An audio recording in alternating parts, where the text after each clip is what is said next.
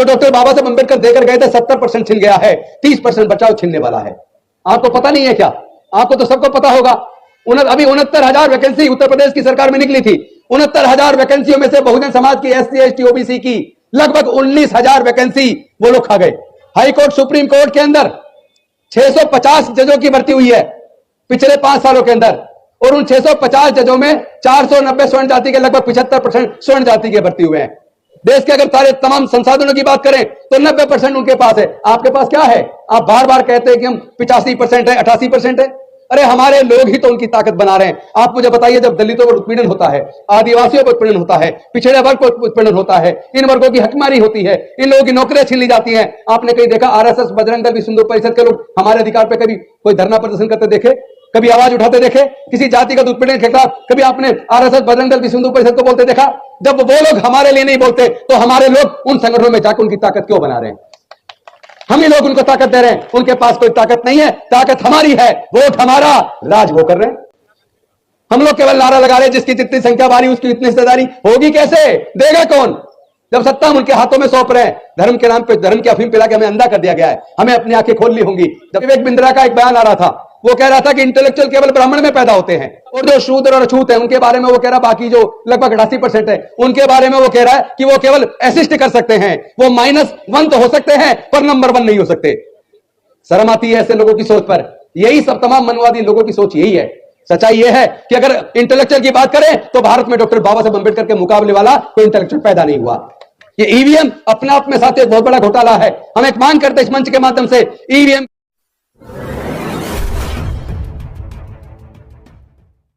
साथियों, सबसे पहले तो मैं आप सबको, आज मनुस्मृति दहन दिवस है। आप सब जानते हैं 25 दिसंबर 1927 को डॉक्टर बाबा साहब अंबेडकर जी ने छुआछूत, पक्षपात, अंधविश्वास, पाखंडवाद और अन्याय पर आधारित, विषमता पर आधारित संस्कृति को दहन करके, उस मनुस्मृति को दहन करके और एक नई संस्कृति का सृजन किया। तो आज के दिन को आगे से हम मनुस्मृति दहन दिवस कम संस्कृति परिवर्तन दिवस के रूप में मनाएंगे, क्योंकि उसी दिन से संस्कृति परिवर्तन होना शुरू हो गया। आज समस्या बहुत विकट है, बहुत ही बड़ी समस्या समाज के सामने आके खड़ी हो गई है। आप सब जानते हैं, उसी मनुस्मृति के तहत देश के तमाम दलित, पिछड़े, आदिवासी और महिलाएं, उनको पढ़ने लिखने पर धार्मिक बंदिश थी, उनके व्यापार करने पर धार्मिक बंदिश थी, उनके संपत्ति रखने पर धार्मिक बंदिश थी, उनके मानव अधिकार पर धार्मिक बंदिश थी। लेकिन डॉक्टर बाबा साहब अंबेडकर जी ने उस बंदिश को तोड़ा, और यह बंदिश थोड़े बहुत समय नहीं, कम से कम 2500 साल तक चली। उस बंदिश की वजह से हमारे लोग जमीनों के मालिक नहीं बन पाए, उस बंदिश की वजह से हमारे लोग व्यापारी नहीं बन पाए, उस बंदिश की वजह से हमारे लोग व्यापार में नहीं आ पाए। लेकिन भलाओ डॉक्टर बाबा साहब अंबेडकर जी का, जिन्होंने भारत का संविधान बनाकर सभी जाति, सभी धर्म के लोगों को समान रूप से आगे बढ़ने का अवसर खोला। लेकिन दुखद यह है कि इस अवसर को खुले हुए भी ज्यादा समय नहीं हुआ था, अभी तो थोड़ा सा ही समय हुआ था कि उन्होंने हमारे आगे बढ़ने के रास्तों को फिर से बंद कर दिया है। मैं बंद इसलिए कह रहा हूं, हमने RTI लगाकर भारत सरकार से सूचना ली, देश के तमाम राज्यों में और केंद्र के अंदर टोटल सरकारी स्कूल पिछले 15-20 सालों में कितने बंद हुए हैं। हमें RTI से सूचना मिली, पिछले 15 से 20 सालों के अंदर पूरे देश के अंदर लगभग 2.25 लाख सरकारी स्कूल बंद हो गए। जनसंख्या तो तब से दुगनी हो गई, 20 सालों के अंदर जनसंख्या दुगनी हो गई और 2.25 लाख सरकारी स्कूल बंद हो गए। तो हम किस दिशा में जा रहे हैं? और अभी पिछले 5 साल का आप डाटा देखेंगे तो 50% से ज्यादा इंडस्ट्रीज भारत की बंद हो गई है। साथ ही साथ जो लोग नकली राष्ट्रवादी हैं, बात भारत की करते हैं, जितने लोग विदेशों में जाकर बसे हैं, अगर उसकी सूची देखोगे तो दंग रह जाओगे। वही जातिवादी, मनवादी मानसिकता वाले लोग 90% भारत को छोड़कर विदेशों में जाकर बस गए, जो हमारे बच्चों के हाथ में तलवार दे रहे हैं। हमारे बच्चों को वो लोग कावड़ सेना के सेवा में, कावड़ में जाने के लिए प्रोत्साहित करते हैं। आप कभी देखना, कावड़ लेने के लिए उनके बच्चे नहीं जाते। कभी पुजारियों के बच्चे, व्यापारियों के बच्चे, अधिकारियों के बच्चे, नेताओं के बच्चे वहां आपको कावड़ लेते जाते नहीं मिलेंगे, वो कथावाचकों को सुनते हुए भी नहीं मिलेंगे, क्योंकि वो सच को जानते हैं। अज्ञानी तो हमारा समाज है। बाबा साहब उनको समझाते समझाते भारत को छोड़कर, पूरी दुनिया को छोड़कर हमें चले गए, लेकिन हमारे लोग पता नहीं क्यों समझना नहीं चाहते। आज स्थिति इतनी खराब है, शिक्षा की वजह से हम लोग थोड़े आगे बढ़े थे। क्योंकि आपको याद होगा गुलामगिरी में किस तरीके से भारत के इतिहास को ज्योतिबा फूले जी ने वर्णित किया, और साथ ही साथ उन्होंने बताया ज्ञान बिना मति गई, मति बिना नीति गई, नीति बिना गति गई, गति बिना धन गया, धन के अभाव में हमारे लोग गरीब और गुलाम हो गए, मजबूर हो गए। और ये जो सारा नुकसान हुआ ये अविद्या की वजह से हुआ। इसी अविद्या की वजह से हमारे लोग हजारों साल गुलाम रहे। लेकिन भलाओ डॉक्टर बाबा साहेब अम्बेडकर जी का, जिन्होंने हमारी गुलामी की जंजीरों का न केवल तोड़ा बल्कि सरकारी नौकरियों में रिजर्वेशन देकर हमारे आगे बढ़ने का रास्ता खोला, शिक्षण संस्थानों में रिजर्वेशन देकर हमारा हायर एजुकेशन का रास्ता खोला। लेकिन अभी तो आजादी को कुछ ज्यादा लंबा समय नहीं हुआ था, अब से करीब 40 साल पहले विपरीत दिशा में सरकारों ने षड्यंत्र के तहत, मनवादी व्यवस्था के तहत हमारे आगे बढ़ने के रास्तों को फिर से बंद कर दिया है। और आपको उन्होंने गर्दन को इस तरह काटा है, एकदम एक झटके में नहीं काटा, रहता है, धीरे धीरे रहता है, धीरे धीरे हमारा सब कुछ छिन गया और हमारे लोगों को पता भी नहीं चला। हमारे लोग जज बने, इंजीनियर बने, कलेक्टर बने, साइंटिस्ट बने, प्रोफेसर बने, ब्यूरोक्रेट्स बने, राष्ट्रपति तक बने, मुख्यमंत्री बने, चीफ जस्टिस ऑफ इंडिया बने। लेकिन उसके बावजूद इतने सारे पढ़े लिखे विद्वान होने के बावजूद जो डॉक्टर बाबा साहब अम्बेडकर देकर गए थे 70% छिन गया है, 30% बचाव छिनने वाला है। आपको पता नहीं है क्या? आपको तो सबको पता होगा। अभी 69,000 वैकेंसी उत्तर प्रदेश की सरकार में निकली थी। 69,000 वैकेंसियों में से बहुजन समाज की, SC, ST, OBC की लगभग 19,000 वैकेंसी वो लोग खा गए। और वहां 500 दिन से ज्यादा हो गए बहुजन समाज के लोग सड़कों पर बैठे नौकरी के लिए, वो टीचर। लेकिन वहां की सरकार गूंगी बहरी सरकार सुन नहीं रही है। अभी एक आंकड़ा आया जो संसद के अंदर रखा गया, आपको पता होगा, हाई कोर्ट, सुप्रीम कोर्ट के अंदर 650 जजों की भर्ती हुई है पिछले 5 सालों के अंदर। और उन 650 जजों में 490 स्वर्ण जाति के, लगभग 75% स्वर्ण जाति के भर्ती हुए हैं। बाकी के 25% में SC, ST, OBC और माइनॉरिटी, यानी जिसकी जनसंख्या लगभग 90% है, उनके हिस्से में आया 25%। देश की अगर खेती की जमीन बात करें तो वो 90% उन्हीं स्वर्णों के हाथ में है। देश के अगर व्यापार की बात करें तो वो 95% उनके हाथ में है। देश के अगर सारे तमाम संसाधनों की बात करें तो 90% उनके पास है। आपके पास क्या है? आप बार बार कहते हैं कि हम 85% है, 88% है। अरे हमारे लोग ही तो उनकी ताकत बना रहे हैं। आप मुझे बताइए, जब दलितों पर उत्पीड़न होता है, आदिवासियों पर उत्पीड़न होता है, पिछड़े वर्ग पर उत्पीड़न होता है, इन वर्गों की हकमारी होती है, इन लोगों की नौकरियां छीन ली जाती हैं। आपने कहीं देखा RSS, बजरंग दल, विश्व हिंदू परिषद के लोग हमारे अधिकार पर कभी कोई धरना प्रदर्शन करते देखे? कभी आवाज उठाते देखे? किसी जातिगत उत्पीड़न के खिलाफ कभी आपने RSS, बजरंग दल, विश्व हिंदू परिषद को बोलते देखा? जब वो लोग हमारे लिए नहीं बोलते तो हमारे लोग उन संगठनों में जाकर उनकी ताकत क्यों बना रहे हैं? हम ही लोग उनको ताकत दे रहे हैं। उनके पास कोई ताकत नहीं है, ताकत हमारी है, वोट हमारा, राज वो कर रहे हैं। हम लोग केवल नारा लगा रहे हैं, जिसकी जितनी संख्या बारी उसकी इतनी हिस्सेदारी होगी। कैसे देगा कौन, जब सत्ता हम उनके हाथों में सौंप रहे हैं? धर्म के नाम पे धर्म की अफीम पिला के हमें अंधा कर दिया गया है। हमें अपनी आंखें खोलनी होंगी। जब तक हम अपनी आंखें नहीं खोलेंगे तब तक कुछ होने वाला नहीं है। आपको याद होगा, आप देख रहे हो कि आजकल 3-4 दिन से एक न्यूज चल रही है, हंसदेव जंगल छत्तीसगढ़ के अंदर। अभी अडानी जी को उन्होंने पूरा ठेका दे दिया, पूरे आदिवासियों को उजाड़ के वहां पे करीब 91 हेक्टेयर जमीन पूरी काट के, पेड़ों को 50,000 से ज्यादा पेड़ काट दिए, उसमें सैकड़ों, कितने उसमें पक्षी मारे गए, कितने घोंसले उजाड़ दिए, कितने घर उजाड़ दिए, कितने जानवरों के घर उजाड़ दिए, और इतने बड़े पैमाने 50,000 पेड़ काट दिए। आप एक पेड़ काट दो, मुकदमा दर्ज होकर अंदर मिलोगे। क्या हो रहा है देश के अंदर? कौन लड़ाई लड़ेगा आपकी? आपने देखोगा अभी पिछले दिनों एक विवेक बिंद्रा का एक बयान आ रहा था। वो कह रहा था कि इंटेलेक्चुअल केवल ब्राह्मण में पैदा होते हैं और सत्ता शासन चलाने की क्षमता क्षत्रियों में होती है, व्यापार करने की क्षमता ये वैश्यों के अंदर होती है। और जो शूद्र और अछूत है उनके बारे में वो कह रहा, बाकी जो लगभग 88% है उनके बारे में वो कह रहा है कि वो केवल असिस्ट कर सकते हैं, वो -1 तो हो सकते हैं पर नंबर 1 नहीं हो सकते। शर्म आती है ऐसे लोगों की सोच पर। यही सब तमाम मनवादी लोगों की सोच यही है। सच्चाई यह है कि अगर इंटेलेक्चुअल की बात करें तो भारत में डॉक्टर बाबा साहब अम्बेडकर के मुकाबले वाला कोई इंटेलेक्चुअल पैदा नहीं हुआ। और शासन चलाने की अगर बात करें तो सम्राट अशोक, हमारे इस बहुजन समाज से निकले सम्राट अशोक लेके म्यांमार से काबुल कंदार तक, उससे भी आगे तक पूरा भारत बौद्ध में था। पूरे दुनिया को शांति मानवता का संदेश भारत से सम्राट अशोक ने दिया। एक ही राजा पूरी दुनिया में जिसके नाम के सामने महान लगता है, महान सम्राट अशोक। तो आप कैसे कह सकते हैं कि आपके पास काबिल नेतृत्व नहीं है? आप याद करते उत्तर प्रदेश का शासन बहन कुमारी मायावती जी मुख्यमंत्री होती थी। आज पूरे देश के अंदर जिस तरह का जुल्म उत्पीड़न है, अन्याय अत्याचार बढ़ा है, जुल्म बढ़ा है और जिस तरह क्राइम बढ़ा है, अभी NCRB का डाटा आया है, क्राइम के मामले में उत्तर प्रदेश ने सबको पीछे छोड़ दिया।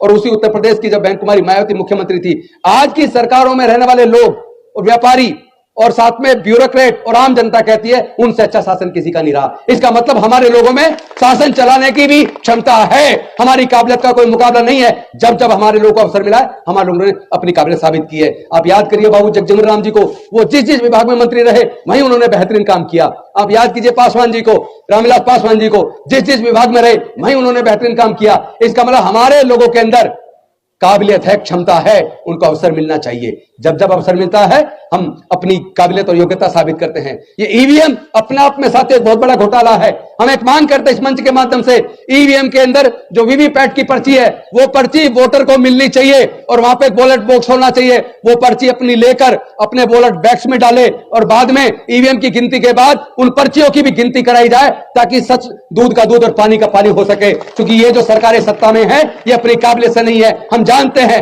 यहां धोखा होता है, यहां पे ब्यूरोक्रेट का इस्तेमाल होता है। जो आदमी जीत गया उसको डिक्लेयर कर दिया, सिर्फ उसका सर्टिफिकेट जीत का नहीं मिला, और उसके बाद जो हार गया बीजेपी का उसको हार को जीत में तब्दील करके जीता घोषित करके उसका सर्टिफिकेट दे दिया। ऐसे अनेकों ऐसे उदाहरण उत्तर प्रदेश के अंदर भी और बिहार के अंदर भी देखने में आए हैं।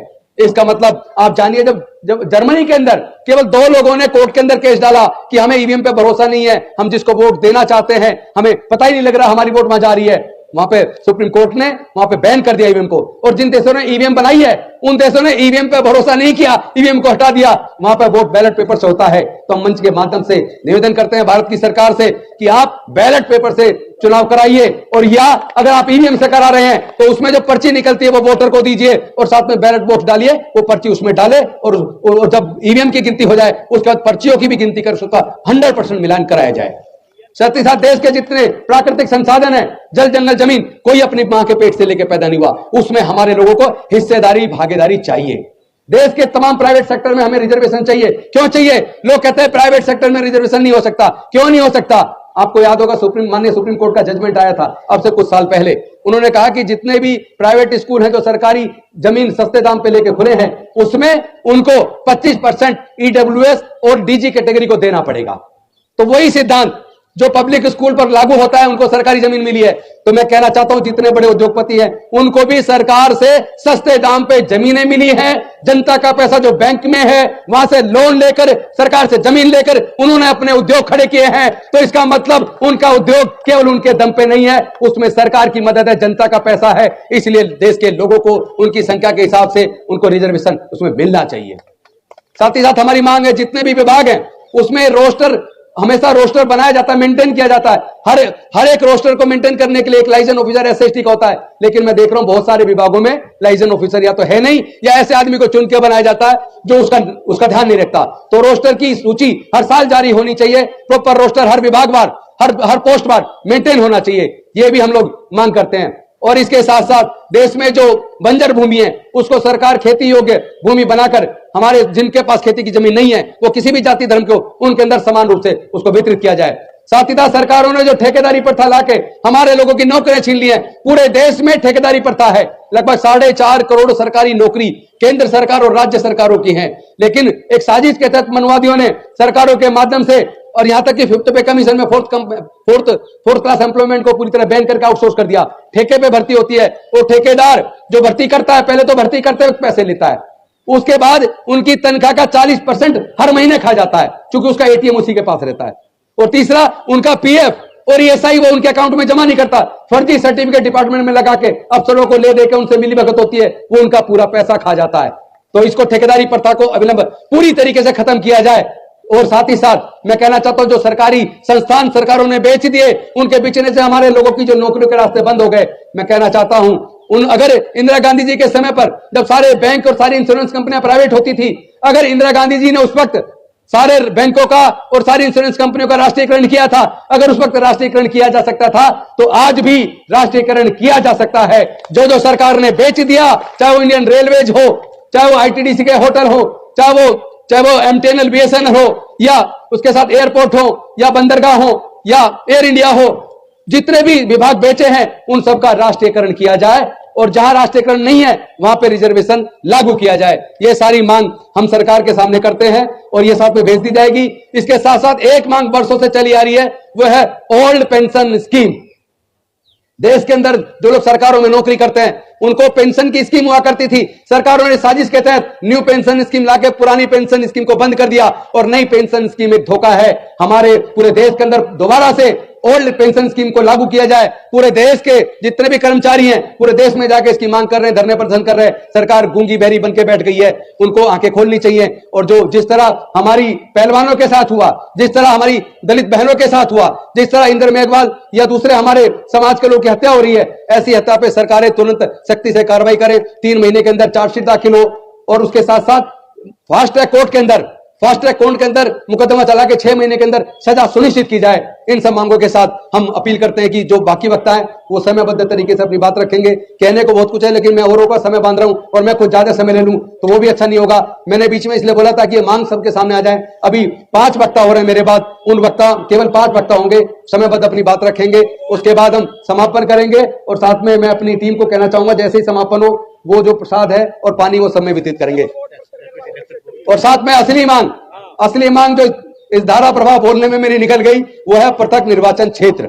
डॉक्टर बाबा साहब अंबेडकर जी ने अंग्रेजों से अपने तर्क से उनको समझाकर राउंड टेबल कॉन्फ्रेंस के माध्यम से पृथक निर्वाचन हासिल कर लिया था। डबल वोट का अधिकार देश के अछूतों के लिए हासिल कर लिया था।